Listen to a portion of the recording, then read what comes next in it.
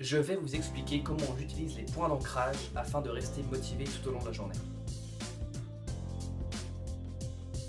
Vous le ressentez sûrement au quotidien et c'est la même chose pour moi, il y a des moments où on est motivé et des moments où on l'est pas.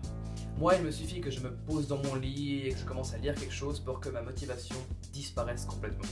Et après, j'ai la flemme de faire quoi que ce soit, j'ai juste envie de dormir. Ou alors simplement, il y a des journées qui se sont peut-être moins bien passées ou des événements qui m'ont mis de moins bonne humeur. Et dans ces cas-là, ma motivation diminue également.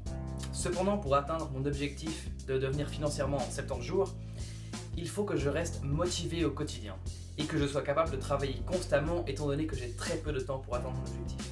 J'ai par conséquent cherché une solution à ce problème, donc comment me permettre de rester motivé même quand je ne suis pas motivé. Et c'est en lisant un livre de Tony Robbins qui s'appelle Pouvoir illimité que j'ai trouvé la solution. Il s'agit de points d'ancrage. Donc c'est des gestes physiques que l'on fait et qu'on associe à un état mental. Donc par exemple, moi j'ai choisi le geste physique du poing en l'air et d'un mouvement comme ça, et j'associe ce geste physique à une motivation extrême, à une énergie, à une bonne humeur. Donc là en ce moment waouh, je sens l'énergie. Et la manière dont on fait ça, et donc je vais vous expliquer comment faire, c'est simplement de faire une liste de plein de moments passés où vous étiez de super bonne humeur, vous étiez motivé, plein d'énergie. Donc vous prenez ces événements un par un, vous les visualisez bien, donc vous rappelez la scène, vous vous remettez dans le même état physiologique, comment vous vous sentiez. Et une fois que vous êtes bien dans l'état, vous déclenchez l'action. Bam! Et ensuite le cerveau va gentiment associer l'action à l'état d'esprit. Donc ça marche pas la première fois. Mais une fois que vous avez fait ça avec les 10 éléments, et que vous l'avez fait pendant quelques journées, vous refaites ça pendant plusieurs jours avec les 10 éléments, votre corps va gentiment associer ce mouvement, vous pouvez en prendre un autre évidemment, avec cet état d'esprit.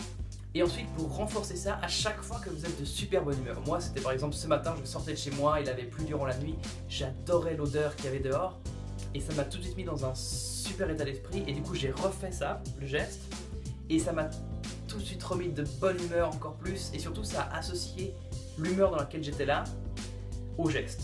Donc maintenant, si je refais ce geste, j'ai ce souvenir de moi ce matin en me disant waouh, il fait beau et tout, qui est associé à ça. Donc évidemment, c'est comme une sorte de carte magique de pouvoir, mais qui ne marchera pas tout le temps. Donc si vous l'utilisez trop, son pouvoir va gentiment disparaître. Donc il faut savoir l'utiliser à des moments clés et aussi le renforcer constamment. Donc voilà, c'est la technique des points d'ancrage. Utilisez-la, commencez dès aujourd'hui à développer un point d'ancrage, c'est vraiment super utile dans la vie de tous les jours. Donc voilà, c'était un plaisir de vous apprendre ça, je vous souhaite une super soirée.